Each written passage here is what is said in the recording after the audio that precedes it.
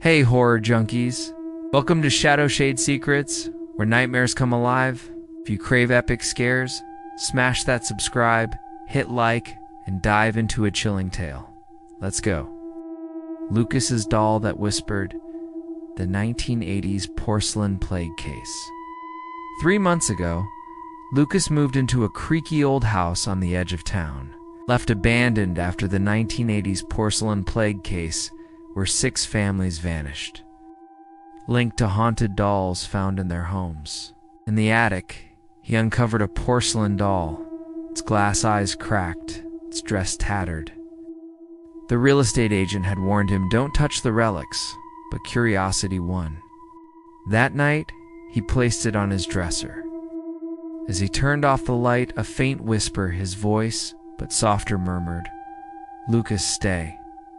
He froze, heart racing. The doll's head tilted slightly. No. The next morning, he dismissed it as a trick of the mind, but the whispers grew.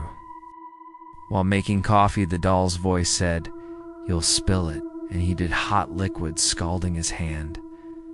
He locked it in a drawer, but that night, it was back on the dresser, its eyes glowing faintly. The whisper turned into a narrative. Lucas is checking the door, scared. He was. The house creaked and shadows danced where no one stood. Online, he found fragments of the porcelain plague case, police reports of dolls moving, owners hearing their own voices before disappearing. One survivor claimed the dolls stole their lives, leaving empty shells. Days passed, and the doll's influence deepened. It predicted his every move, then twisted them. He planned a call with a friend, but the doll whispered, "You'll argue," and the conversation ended in a fight he didn't start. His reflection in the mirror showed a stranger smirk his face, but not his expression. He tried to smash the doll with a hammer, but it rolled away, its voice laughing. "Can't escape." The pieces reassembled, and the glow in its eyes intensified. That night, he dreamed of the 1986 families, their homes filled with whispering dolls, their screams fading as the porcelain took over. Desperate, Lucas researched further. A cryptic blog suggested the dolls were cursed by a 1980s cult, infused with stolen souls to possess their owners. He found a ritual. Silence its voice with your own. He recorded himself shouting over the whispers, playing it on a loop. For a day, it worked. The doll sat still, its eyes dim. But then the recording warped, replaying his screams with the doll's laugh mixed in. The house trembled, and the doll appeared at his bedside, its tiny hand reaching out. He swatted it away, but his hand passed through cold, like mist.